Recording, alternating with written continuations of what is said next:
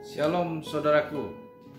Sebelum kita membaca Alkitab, mari kita berdoa. Mohon bimbingan Roh Kudus. Kita berdoa.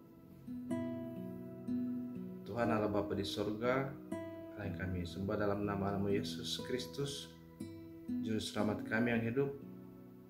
Kami akan membaca dan merenungkan firman Tuhan. Lengkapi kami dengan kuasa Roh-Mu yang kudus, agar kami memahami kehendak Tuhan dalam firman yang kami baca. Berfirmanlah ya Tuhan, kami sedia mendengar. Dalam nama Yesus, amin. Pembacaan Alkitab saya ambil dari Injil Matius pasal 21 ayat 9 sampai ayat 11. Firman Tuhan berbunyi demikian. Dan orang banyak yang berjalan di depan Yesus dan yang mengikutinya dari belakang berseru, katanya, Hosana bagi anak Daud. Diberkatilah dia yang datang dalam nama Tuhan. Hosana di tempat yang maha tinggi. Dan ketika ia masuk ke Yerusalem, gemparlah seluruh kota itu, dan orang berkata, siapakah orang ini? Dan orang banyak itu menyahut, inilah Nabi Yesus dari Nazaret di Galilea. Demikian pembacaan Alkitab. Yang berbahagia ialah mereka yang mendengarkan firman Tuhan, merenungkan dan melakukannya dalam hidupnya setiap hari. Terpujilah Kristus. Saudara-saudara yang dikasihi Tuhan, pada minggu berjalan ini dalam kalender gereja kita memasuki hari Minggu Prapaskah 1, atau kalau kita menggunakan istilah Minggu Sengsara adalah Minggu Sengsara yang ke-6. Sebelum kita masuk pada acara Jumat Agung dan Minggu Paskah, kita memasuki Minggu Sengsara yang ke-6, atau dikenal juga dengan Minggu Palem. Saudara-saudara yang dikasihi Tuhan, sebelum Yesus masuk ke Yerusalem, masih di Galilea, dia sudah menyampaikan kepada murid-muridnya bahwa anak manusia akan diserahkan ke tangan orang-orang berdosa, akan diserahkan kepada ahli Taurat, dan mereka akan membunuh dia, dan pada hari ketiga dia akan dibangkitkan. Dan 3 kali Yesus menyampaikan tentang hal ini, bahwa anak manusia akan diserahkan ke tangan orang-orang berdosa, mereka akan membunuhnya, dan pada hari ketiga dia akan dibangkitkan. Nah, saudara-saudara yang dikasihi Tuhan, dalam bacaan kita hari ini, Yesus masuk kota Yerusalem. Yesus tahu bahwa dia masuk di Yerusalem, dan disitulah dia akan mengalami penderitaan yang berat. Dia akan ditangkap, dia akan diadili, menjalani penderitaan, dan mati di kayu salib, dan bangkit pada hari ketiga. Yesus sudah tahu apa yang akan terjadi dengan dirinya. Tetapi kenapa dia harus masuk ke Yerusalem?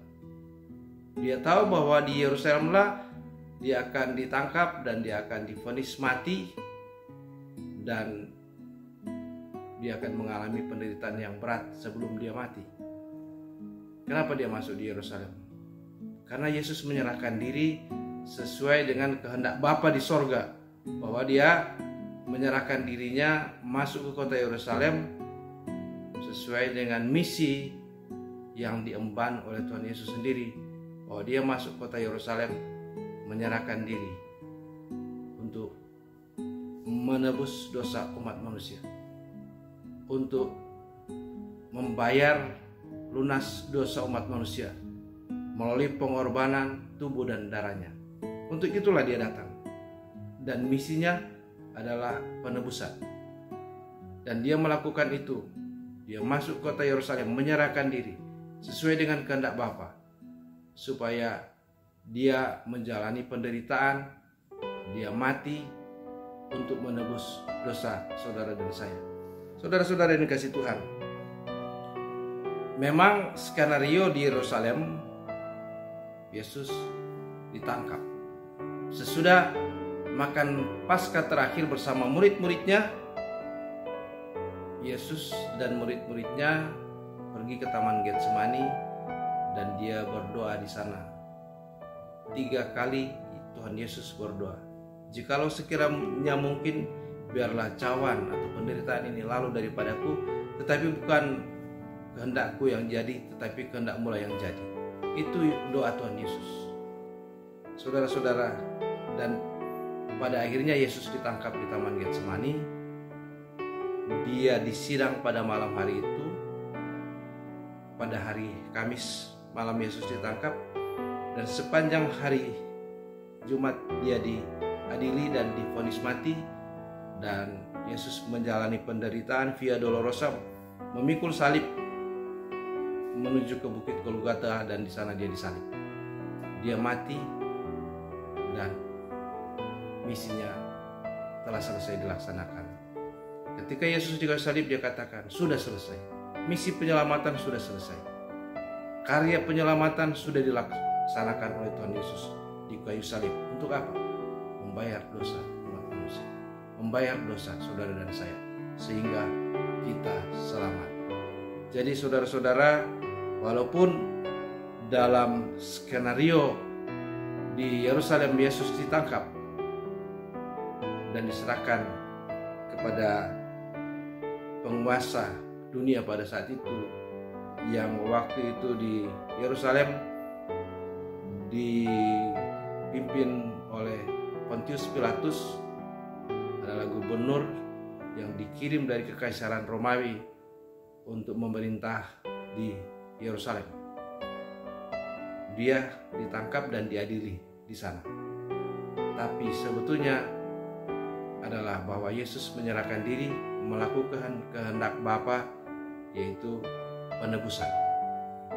Kehendak Bapa di sorga adalah seperti dalam Injil Yohanes 3 ayat 16, "Karena begitu besar kasih Allah akan dunia ini, sehingga ia mengaruniakan anaknya yang tunggal, supaya setiap orang yang percaya kepadanya tidak binasa, melainkan beroleh hidup yang kekal."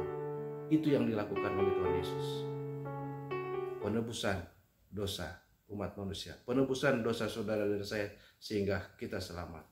Jadi saudara-saudara, kita selamat karena pengorbanan Tuhan Yesus menyerahkan tubuh dan darahnya bagi pembayaran dosa saudara dan saya.